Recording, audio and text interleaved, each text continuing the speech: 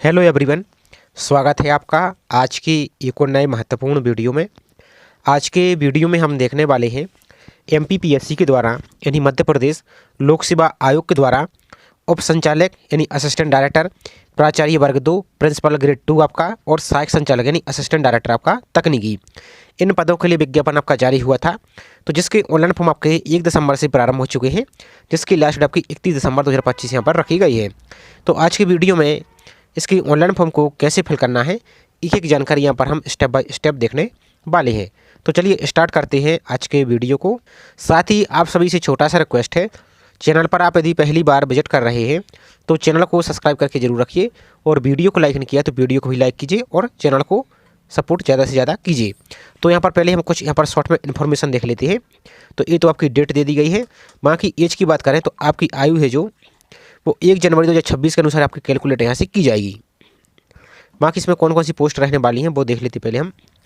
तो यहाँ पर देखिए पोस्ट की बात करें तो आपका जो उप संचालक है, इसके लिए आपके पास किसी मान्यता प्राप्त विश्वविद्यालय से इंजीनियर में आपके पास डिग्री हो, या किसी इंजीनियर के अलावा आपके पास इंजीनियर में डिप्लोमा हो तो अप्लाई कर सकते हैं। लेकिन फिर यहाँ पर देखिए किसी तकनीकी शिक्षा या शासकीय अर्धशासकीय संगठन निकाय में या भारत सरकार द्वारा परिभाषित वृहद माध्यम, यहाँ पर देख सकते हैं 2 वर्ष का डिप्लोमा धारक के लिए 7 वर्ष का यहाँ पर ये देख सकते हैं। बाकी अनुभव आपको उपाधि धारक के लिए 2 वर्ष का, और जो डिप्लोमा धारक है उनके लिए 7 वर्ष का यहाँ पर एक्सपीरियंस होना चाहिए। किसके लिए? उप संचालक के लिए।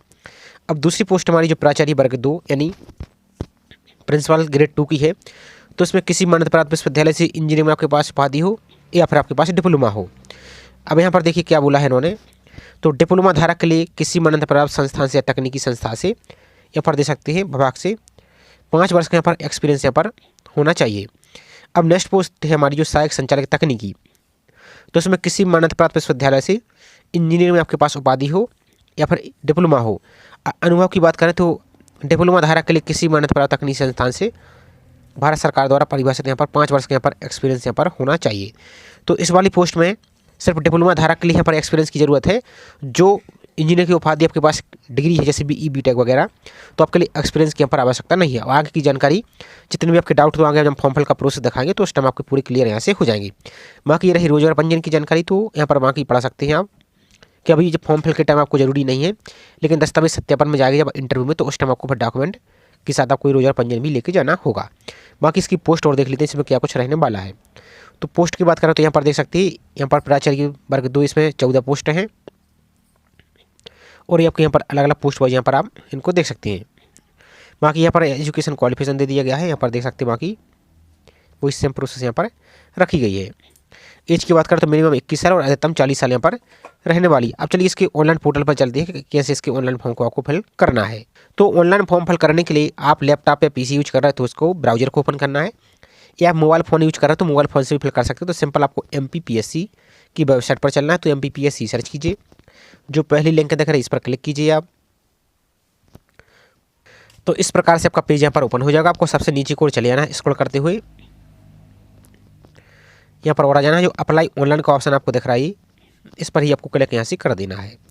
अब जैसे इस पर क्लिक कर देते हैं तो आपका नेक्स्ट पेज यहाँ से आपका ओपन हो जाएगा। अब यहाँ पर आइए, सबसे नीचे यहाँ पर देखेंगे आप अप्लाई ऑनलाइन बॉडी सेक्शन में, तो यहाँ पर आपको देख सकते हैं ये आपकी लिंक दिख रही है, इसी लिंक पर क्लिक यहाँ से कर देना है आपको। इस पर क्लिक कीजिए तो आपका यहाँ पर पेज यहाँ पर ओपन हो गया है।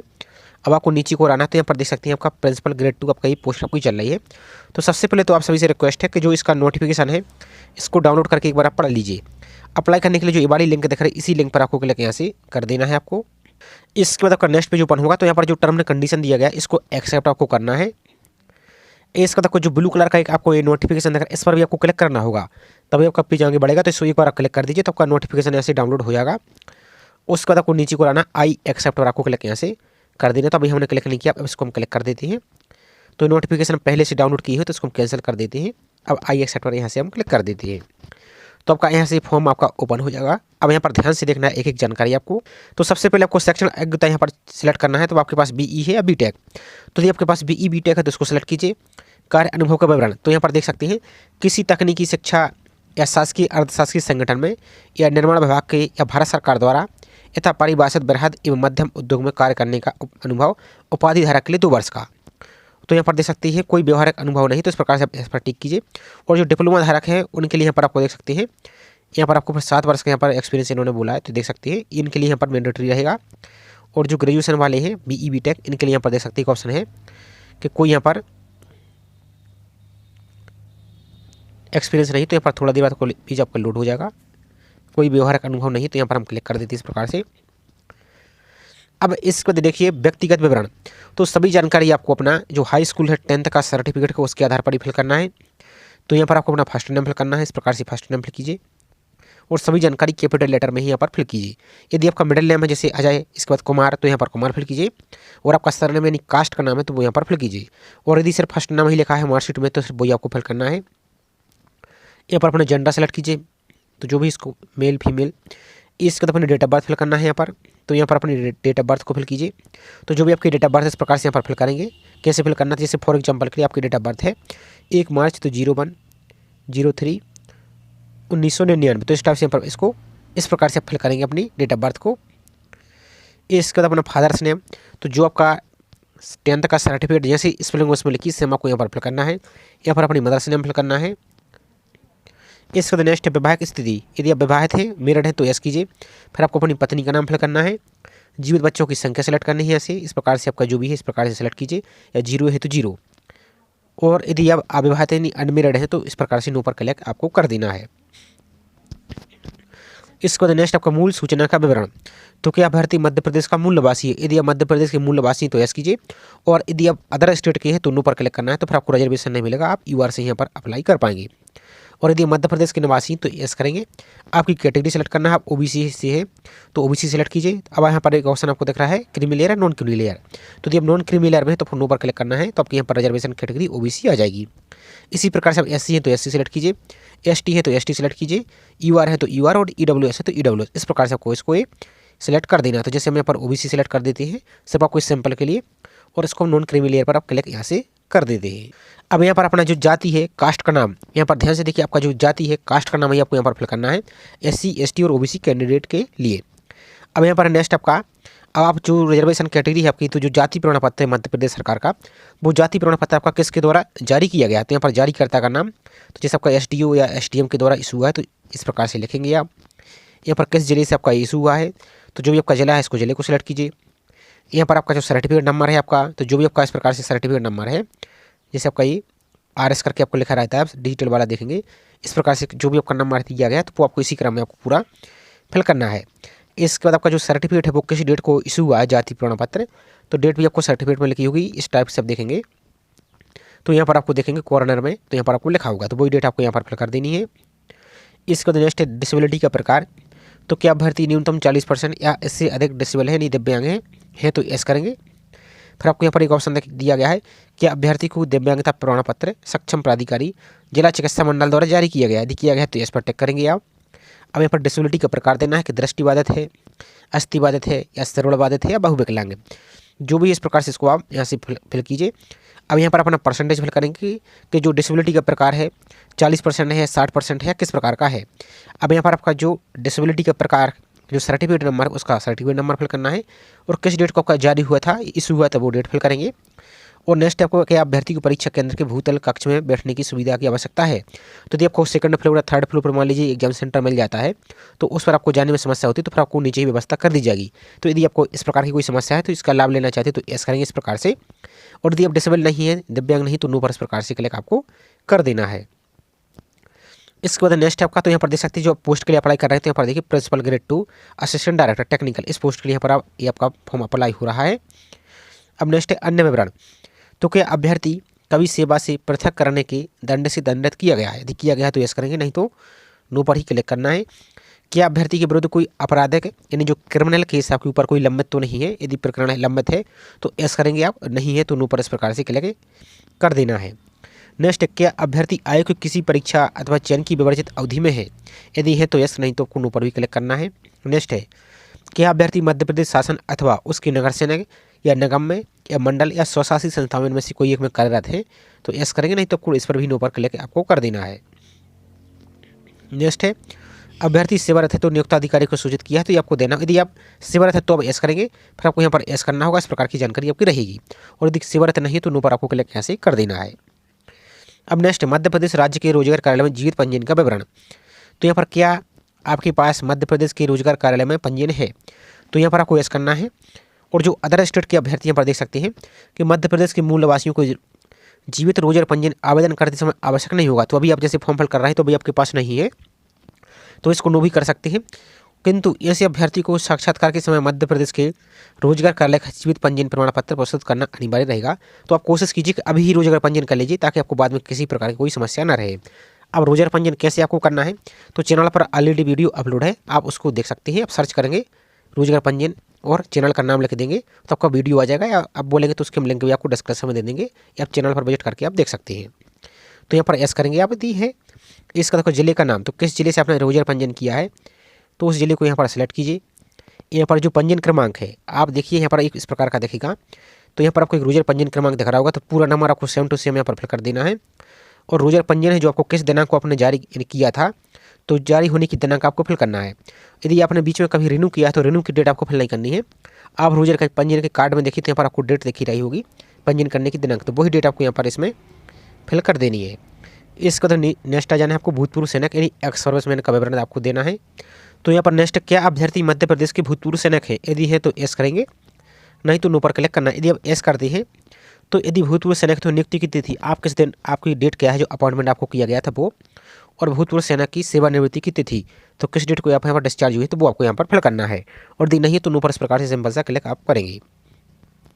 इसके बाद नेक्स्ट आयु सीमा में प्रोत्साहन स्वरूप देय छूटों का विवरण। तो क्या अभ्यर्थी मध्य प्रदेश शासन द्वारा अनुसूचित जाति, अनुसूचित जनजाति एवं पिछड़ा वर्ग कल्याण विभाग की अंतरजातीय विवाह योजना के अंतर्गत पुरस्कृत स्वर्ण पार्टनर है, यदि आप इंटर कास्ट मैरिज के तहत हैं तो यस करेंगे। और यदि आपने ऊपर ही अनमेरिड पर टिक किया तो ये ऑप्शन आपके ऑटोमेटिक क्लोज रहेंगे, तो इसको आपको टिक करने की जरूरत नहीं है। नेक्स्ट क्या अभ्यर्थी विक्रम अवार्ड से सम्मानित खिलाड़ी है, यदि है तो यस करेंगे, नहीं तो आपको ऊपर भी इस प्रकार से क्लिक कर देना है। अब इसके बाद नेक्स्ट आपकी एजुकेशन क्वालिफिकेशन की डिटेल्स, इसको आपको सावधानी से फिल करना है। तो यहाँ पर सबसे पहले 10th की जानकारी देनी, तो उत्तीर्ण परीक्षा का नाम, तो यहाँ पर हाई स्कूल भी फिल कर सकते हैं आप इस प्रकार से हाई स्कूल इस प्रकार से फिल कर सकते हैं, या चाहे तो आप 10th भी फिल कर सकते हैं। इसके तो प्रणाली यानी सिस्टम क्या था, ग्रेड या CGP सिस्टम है या डिवीजन सिस्टम, यदि डिवीजन सिस्टम है तो उसको टिक कीजिए। आपको अपने सब्जेक्ट के नाम फिल करने हैं, तो आप चाहें तो जो 10th में जितने सब्जेक्ट हैं सभी को फिल कर सकते हैं, या चाहे तो इस प्रकार से आप ऑल जनरल सब्जेक्ट इस प्रकार से भी फिल कर सकते हैं, कोई समस्या यहाँ पर नहीं है। अब यहाँ पर अपना पूर्णांक, और यदि आप डिवीजन या ग्रेड सिस्टम है तो आपको फिर यहाँ पर पूर्णांक प्राप्त फिल करने की जरूरत नहीं है, आपको सिर्फ परसेंटेज कैलकुलेट करके परसेंटेज फिल यहाँ से करना है। और यदि ग्रेड या CGP सिस्टम है तो उसको टिक करेंगे, आपका पूर्णांक कितना था, जैसे फॉर एग्जाम्पल करीब 600 था तो 600, प्राप्तांक आपको कितने प्राप्त हुए जैसे 550, तो इस प्रकार से 550 फिल करेंगे, परसेंटेज ऑटोमेटिक यहाँ से कैलकुलेट होकर आ जाएगा। यहाँ पर डिवीजन तो आपका फर्स्ट है, सेकंड है, थर्ड, जो भी डिवीजन से पास हुए हैं वो। बोर्ड का नाम तो जैसे MP बोर्ड के हैं तो MP बोर्ड भोपाल इस प्रकार से फिल करेंगे। यदि CBSE है तो CBSE या अदर स्टेट बोर्ड है तो वो फिल करेंगे। अब आपने 10th है जो 10वीं किस वर्ष पास किया है वो उसका ईयर फिल करना है, और आपका जो 10th का सर्टिफिकेट है उसका रोल नंबर आपको यहाँ से फिल कर देना है। इसके बाद नेक्स्ट आपकी हायर सेकेंडरी, 12th या डिप्लोमा की जानकारी देनी है। तो यदि आप 12th पास है तो 12th लिख देंगे, या हायर सेकेंडरी इस प्रकार से भी लिख सकते हैं, हायर सेकेंडरी इस प्रकार से भी फिल कर सकते हैं। और आपका वो ग्रेड सिस्टम है या डिवीजन सिस्टम है जो भी आपको इस प्रकार से फिल करेंगे। या सब्जेक्ट, अब आपका सब्जेक्ट क्या रहा है, जैसे आपका तो आप सभी सब्जेक्ट के नाम लिख सकते हैं। कैसे, तो जैसे यहाँ पर आप हिंदी, इसको देखो जैसे एक सब्जेक्ट लिखा उसको देखो कॉमा नहीं लगाना है, आपको एक बार स्पेस देना है, दूसरा सब्जेक्ट लिखना है। इसके बाद इंग्लिश, फिर आपका फिजिक्स रहा, केमिस्ट्री रहा और आपका मैथ्स रहा। इस प्रकार से सभी सब्जेक्ट के नाम यहाँ से फिल भी कर सकते हैं। पूर्णांक आपका कितना था, तो जो भी आपका पूर्णांक था इस प्रकार से फिल करेंगे आप। प्राप्तांक आपको कितने प्राप्त हुए हैं इस प्रकार से फिल करेंगे, तो यहाँ पर परसेंटेज आपको ऑटोमेटिक फिल होकर यहाँ से आ जाएगा। इसके बाद डिवीजन फर्स्ट है, सेकंड है, थर्ड है वो फिल करेंगे। बोर्ड का नाम तो यहाँ पर जो भी आपका बोर्ड है वो फिल करेंगे, MP बोर्ड है तो MP बोर्ड, 12th आपने किस वर्ष पास किया वो, और रोल नंबर, इतना आपको कर लेना है। इसको तो नेक्स्ट आपकी ग्रेजुएशन, तो यहाँ पर अपने ऊपर चूंकि BE या BTech ही टिक किया है तो वो यहाँ पर फिल करेंगे। अब आपका ग्रेड सिस्टम है या CGP सिस्टम है या डिवीजन सिस्टम, यदि ग्रेड या CGP सिस्टम तो वो फिल करेंगे। अब यहाँ पर आपको आ जाएगा विषय, तो चूंकि यहाँ पर BE या BTech किया है तो जैसे आपने BE किया है, अब चूंकि यहाँ पर बहुत सारे सब्जेक्ट आपके होते हैं तो सभी सब्जेक्ट यहाँ पर फिल नहीं होंगे। आप चाहें तो जो मेजर सब्जेक्ट है वो फिल करेंगे, या सिंपल आप चाहें तो BE भी इस प्रकार से फिल कर देंगे कि आप किस ब्रांच से आपने किया है तो वो यहाँ पर उस ब्रांच का नाम यहाँ पर आप फिल, BE के साथ आपका जो ब्रांच है उसका नाम लिख देंगे, या जैसे आपने BTech किया है तो किस ब्रांच से तो वो यहाँ पर लिख सकते हैं। इस प्रकार से आपको ये फिल कर देना है। इसके बाद नेक्स्ट आपका परसेंटेज, तो आपका जो भी परसेंटेज रहा है तो इस प्रकार से अपने परसेंटेज को यहाँ से आप इस प्रकार से अपने परसेंटेज को फिल करेंगे जो भी आपका परसेंटेज रहा है। और यदि ग्रेड या इसके अलावा डिवीजन सिस्टम है तो भाई पूर्णांक प्राप्तांक, और इसको फिल करेंगे आप किस डिवीजन से पास हुई वो। अब आप यहाँ पर आपकी जो यूनिवर्सिटी है यहाँ पर अपनी यूनिवर्सिटी का नाम फिल करेंगे और आपका उत्तीर्ण वर्ष, पासिंग ईयर और आपका रोल नंबर, इतना आपको काम कर लेना है। आपको एक ऑप्शन आपको दिख रहा है ग्रेड या सीजीपी के संदर्भ में मेरे द्वारा अंकित प्रतिशत विश्वविद्यालय द्वारा निर्धारित मापदंड के अनुरूप है, इसमें किसी विसंगति हेतु मैं पूर्णतः और उत्तरदायी रहूंगा। तो इसको जो चेकबॉक्स है इसको आपको टिक करना है। इसका तो नेक्स्ट आपका कि आप यात्रा भत्ता का लाभ लेना चाहते केवल जो मध्य प्रदेश के अनुसूचित जाति हुए, जनजाति हुए और पिछड़ा वर्ग ओबीसी नॉन क्रिमिनल, यदि आप यात्रा भत्ता का लाभ लेना चाहते हो तो एस करेंगे और नहीं लेना चाहते तो नो पर टिक कर देंगे। यदि आप एस करेंगे तो एस भी कर सकते हैं। अब यहाँ पर अपने बैंक की जानकारी फिल करनी है। तो यहाँ पर ध्यान दीजिए एक बात और, जो बैंक की आप डिटेल्स फिल कर रहे हैं, जिसके नाम से फॉर्म फिल हो रहा है सिर्फ उनकी ही यहाँ पर डिटेल्स फिल करनी है, किसी और की डिटेल आपको फिल यहाँ पर नहीं करनी है। यहाँ पर देख सकते हैं तो यहाँ पर देखिए ऑटोमेटिक यहाँ पर नाम आ गया है। तो यहाँ पर अपने बैंक का नाम फिल करेंगे, तो जो भी आपका बैंक है जैसे स्टेट बैंक ऑफ इंडिया है तो स्टेट बैंक ऑफ इंडिया इस प्रकार से फिल करेंगे आप। यहाँ पर आपका जो आईएफएससी कोड है बैंक का ये आपके पासबुक पर लिखा होगा, तो आईएफएससी कोड यहाँ पर फिल करेंगे आप सिंपल सा। यहाँ पर शाखा का नाम, तो जो भी आपका ब्रांच नाम है वो भी आपके पासबुक पर लिखा होगा, तो फिल करेंगे शाखा कोड, ये भी आपके पासबुक का देखिए उस पर लिखा होगा तो फिल करेंगे। और यदि नहीं आपको मिलता है तो आईएफएससी कोड डालेंगे और वहाँ पर गूगल पर सर्च करेंगे तो उसका ब्रांच नाम भी आपका आ जाएगा। यहाँ पर खाता धारक का नाम तो आपको ऑटोमेटिक नाम यहाँ पर आ जाएगा, इसको एडिट नहीं कर पाएंगे। यहाँ पर अब आपका जो अकाउंट नंबर वो आपको फिल करना है। अब ये बैंक के डिटेल्स की जानकारी इसलिए भी मांगी जा रही है क्योंकि यदि कोई पोस्ट बाई चांस आपकी कैंसिल हो जाती है वैकेंसी, तो आपने जो फॉर्म फिल किया है वो आपका जो अमाउंट है वो इसी अकाउंट में आपका रिफंड कर दिया जाएगा। इसको देखो नीचे को आ जाना है। अब आपने जो बैंक की पासबुक है आपकी फ्रंट पेज, आपका जो सामने वाला पेज है जिसमें आपकी अकाउंट की जानकारी, आपका नाम लिखा है, खाता संख्या, सब कुछ आपको डिटेल्स लिखी है, उसकी आपको एक फोटो खींचना है, आपको स्कैन करना है जेपीजी फॉर्मेट में। आप यदि मोबाइल से फिल करें तो उसकी आप सिंपल सी फोटो खींचिए। फोटो आपको जेपीजी फॉर्मेट में रखना है और 200 KB तक, इससे ज़्यादा आपकी नहीं हो, 150 KB 170 KB इस प्रकार से आपकी अपलोड कीजिए। तो यहाँ पर आपकी ये ब्लर नहीं दिखेगी। अब यदि आपको पासबुक अपलोड करने में समस्या आ रही है, इसको इमेज रिसाइज कैसे करना है, तो चैनल पर ऑलरेडी वीडियो अपलोड है, उसकी लिंक आपको हम डिस्क्रिप्शन में दे देंगे, तो उसको देखकर अपनी इमेज को इसकी रिसाइज कर सकते हैं। आगे आपकी फोटो सिग्नेचर भी अपलोड करने में समस्या आती है तो उसकी भी आपको समस्या आपकी समाधान हो जाएगा, तो उसको आप देख सकते हो इस वीडियो को। नेक्स्ट आपका वर्तमान पता, यानी आपका जो पत्राचार हेतु वर्तमान पता है वो फिल करेंगे। तो यहाँ पर अपना राज्य को फिल करना है, जो भी आपका स्टेट है वो सिलेक्ट कीजिए। आपका जो भी जिला है इस प्रकार से अपने जिले को सिलेक्ट कीजिए। अब यहाँ पर आपका पूरा एड्रेस, गली, मोहल्ला, कॉलोनी, हाउस नंबर, जितना भी आपका सब कुछ है वो आपको इसी लाइन में पूरा फिल आपको कर देना है। यहाँ पर आपको कोई आपका जो पोस्ट ऑफिस का पिन कोड है वो आपको फिल करना है। यहाँ पर लैंडमार्क, यदि आपको कोई जैसे पहचान चिन्ह, जैसे मान लीजिए कोई नियरेस्ट वाटर टैंक इस टाइप से रहता है तो वो यहाँ पर है तो फिल कीजिए, और यदि नहीं है तो इस प्रकार से आप नो मार्क इस प्रकार से भी फिल कर सकते हैं यदि नहीं है तो। नेक्स्ट आपका जो स्थायी पता, जिसमें आपके वैलिड डॉक्यूमेंट है आपके जैसे आधार कार्ड, वोटर ID कार्ड, आपका जो भी है स्थायी पता आपका, तो यदि आपका ऊपर वाला पता और स्थायी पता यदि दोनों सेम है तो इस वाले ऑप्शन पर यहाँ पर टिक करेंगे तो ऑटोमेटिक यहाँ पर फिल हो जाएगा। और यदि अलग अलग है तो फिर उसको टिक मत कीजिए, यहाँ पर अलग अलग भी यहाँ पर आप अपने राज्य को, जिला को, एड्रेस को फिल कर सकते हैं।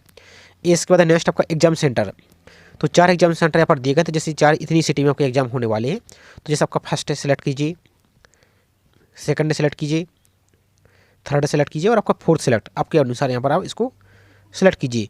इसके बाद नेक्स्ट आपकी फ़ोटो और सिग्नेचर, तो फोटो आपको जेपीजी फॉर्मेट में ही अपलोड करना है और मिनिमम 20 KB और अधिकतम 100 KB।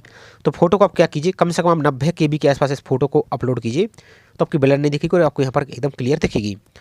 और अपलोड करने के बाद इस वाले ऑप्शन पर आपको टिक करना है और आपका जो सिग्नेचर है सिग्नेचर को यहाँ पर अपलोड करना है। तो गैलरी से सिलेक्ट कीजिए 10 KB मिनिमम आपकी और 100 KB अधिकतम, तो लगभग आप 80-90 KB के आसपास इसको अपलोड कीजिए।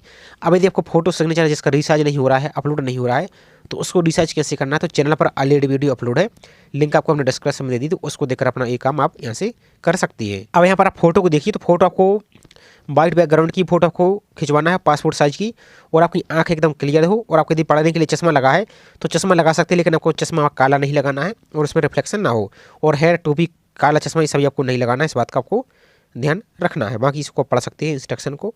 तो इस प्रकार से अपनी गैलरी को यहाँ पर फोटो दिखेगी और आपका सिग्नेचर, इसको आपको चेक बॉक्स पर टिक कर देना है इस प्रकार से। इसको तो नेक्स्ट आपका मोबाइल नंबर, तो जो आपका mobile number active mobile number यहाँ पर सही तरीके से ही फिल कीजिए, क्योंकि आपका जब फॉर्म सबमिट कर देते हैं आप तो एप्लीकेशन नंबर इसी नंबर पर भेज जाएगा। और यदि बाई चांस आप फॉर्म को एडिट करते हैं तो एक एडिट करने के लिए आपका एक OTP जाएगा, वो OTP इसी मोबाइल नंबर पर भेजा जाएगा। और यदि आप वो मोबाइल नंबर गलत फिल कर देते हैं तो आपका OTP गलत नंबर पर जाएगा, फिर उस कारण से आपका फॉर्म एडिट नहीं होगा। तो मोबाइल नंबर आपको चेक करके सही तरीके से फिल करना है। यहाँ पर आपको अपनी जो ईमेल आईडी वो भी आपको सही तरीके से फिल करना है, क्योंकि जब पेमेंट कर देते हैं तो एप्लीकेशन नंबर आपका इसी ईमेल आईडी पर भी कन्फर्मेशन के लिए भेजा जाएगा। इसके बाद जो चेक बॉक्स दिख रहा है इस चेक बॉक्स को आपको टिक कर लेना है इस प्रकार से, और आपको जो कैप्चा दिख रहा है इस कैप्चा को यहाँ पर फिल करना है और नेक्स्ट पर क्लिक करना है। लेकिन नेक्स्ट पर क्लिक करने से पहले एक बार अपने पूरे फॉर्म को दोबारा से रिव्यू कर लीजिए, अच्छी तरीके से चेक कर लीजिए कहीं कोई मिस्टेक तो नहीं है। सब कुछ सही है आपका, तो बस कैप्चा को फिल कीजिए और नेक्स्ट पर आपको क्लिक यहाँ से कर देना है। तो जैसे नेक्स्ट पर क्लिक कर देते हैं तो अब आपको एक इस प्रकार का एक मैसेज आएगा पॉपअप टाइप का। तो यहाँ पर आपका नाम रहेगा, father's name, mother's name, date of birth, gender, इस प्रकार से इसको चेक कर लेना है। और यदि इनमें से आपकी कोई नाम में इसमें यदि कोई मिस्टेक हो जाती है तो बाकी तो फॉर्म आपका एडिट हो सकता है, लेकिन आपके नाम, डेट ऑफ बर्थ, ये फादर्स नेम, इसमें आप एडिट नहीं कर पाएंगे, इसलिए आपको सोच समझ कर ही इसको चेक कर लेना है। यदि आपका कोई मिस्टेक है तो कैंसिल पर क्लिक कीजिए, तो फॉर्म को आप चेक कर लीजिए दोबारा से एडिट करके, और आपका सब कुछ सही तो फिर आपको ओके पर यहाँ से आपको क्लिक कर देना है। तो आपका फॉर्म यहाँ पर पूरा सबमिट हो जाएगा। लेकिन सबसे ऊपर की ओर देखिए आपको एक आवेदन क्रमांक यानी एप्लीकेशन नंबर दिख रहा होगा, तो उस एप्लीकेशन नंबर को पहले आप नोट कर लीजिए या उसका स्क्रीनशॉट ले लीजिए। उसके तक को सबसे नीचे को चले आना है। तो अब यहाँ पर आपको अपनी फीस पेमेंट करनी होगी। अब आपकी कैटेगरी के अनुसार यहाँ पर अलग अलग फीस आपको दिखेगी। तो यहाँ पर देख सकते हैं जैसे जो मध्य प्रदेश के निवासी हैं उनके लिए 250 रुपये प्लस यहाँ पर 40 रुपये आपको पोर्टल चार्ज लगेगा, 290 रुपये। और जो अदर स्टेट के हैं और UR की कैटेगरी के अभ्यर्थी तो उनको 540 रुपये यहाँ पर आपको फीस शो होगी। तो इस प्रकार का देखिएगा। तो आपको प्रोसीड टू पेमेंट का जो ऑप्शन दिख रहा है इस पर आपको सिंपल सा क्लिक करना है। तो पेमेंट करने के लिए आपको विभिन्न प्रकार के ऑप्शन देखेंगे। आप डेबिट कार्ड, UPI के माध्यम से पेमेंट करना चाहते हैं तो जैसे UPI है आपको, तो UPI पर आप सिंपल सा क्लिक करेंगे। पेटीएम आपको दिख रहा है, या GPay, फोनपे, QR कोड के माध्यम से पेमेंट करना तो सेकंड वाले ऑप्शन पर आप सिंपल सा यहाँ से क्लिक कर देंगे। इसके तो यहाँ पर इस प्रकार का अमाउंट देखेगा। आपको यहाँ पर QR कोड से पेमेंट करना है तो QR कोड को ओपन करेंगे तो एक आपको QR कोड शो हो जाएगा। उस QR कोड को आप किसी दूसरे मोबाइल से इसको पेमेंट आप कर दीजिए तो आपकी फीस यहाँ से पेमेंट हो जाएगी। अब मान लीजिए यदि आप वहाँ से पेमेंट नहीं कर पाए तो लेकिन आपने एप्लीकेशन नंबर तो नोट कर लिया, तो इस वाले ऑप्शन पर आप क्लिक करेंगे तो यहाँ से भी आप फीस को अपनी पेमेंट कर पाएंगे। यहाँ पर आपको सिंपल क्लिक करना है। आपका जो एप्लीकेशन नंबर वो यहाँ पर आप फिल करेंगे, यहाँ पर डेट ऑफ बर्थ और इस कैप्चा को यहाँ पर फिल करेंगे आप, और लॉगिन पर आप क्लिक करेंगे तो आपका फॉर्म ओपन हो जाएगा। उस पर जाकर अपनी फीस को पेमेंट यहाँ से कर सकते हैं। और यदि आपने मान ली पेमेंट कर दिया और आप फॉर्म को दोबारा से रिप्रिंट करके चेक करना चाहते हैं, रिव्यू करना चाहते हैं, तो यहाँ पर एक ऑप्शन आपको और दिख रहा है डुप्लीकेट रिसिप्ट पेमेंट स्टेटस, इस पर आप क्लिक करेंगे। यहाँ से इस प्रकार से क्लिक करना है आपको। तो वही सेम आपको एप्लीकेशन नंबर यहाँ से आपको फिल करना है, application number, date of birth, captcha और लॉगिन पर क्लिक करेंगे तो आपका फॉर्म यहाँ से ओपन हो जाएगा।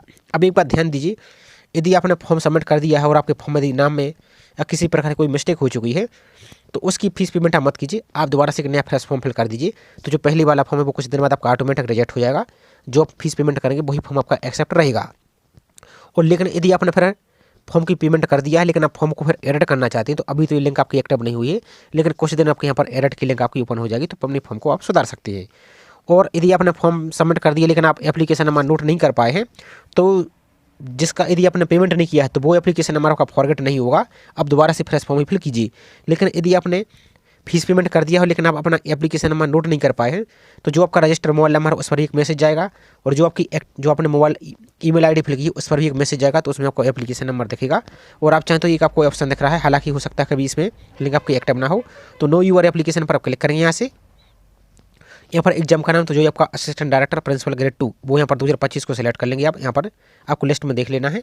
और जो अपने नाम यहाँ पर नाम फिल करेंगे, लास्ट नेम फिल करेंगे, mother's name, date of birth, gender और डोमिसाइल यदि मध्य प्रदेश के निवासी हैं तो वो, और आपकी जो भी कैटेगरी इस प्रकार से सिलेक्ट करेंगे और सबमिट पर क्लिक करेंगे तो यहाँ पर आपका एप्लीकेशन नंबर शो हो जाएगा। उसको यूज करके अपने फॉर्म को रिप्रिंट यहाँ से कर सकते हैं। तो ये पूरी प्रोसेस थी। आई होप जानकारी आपको पसंद आई होगी।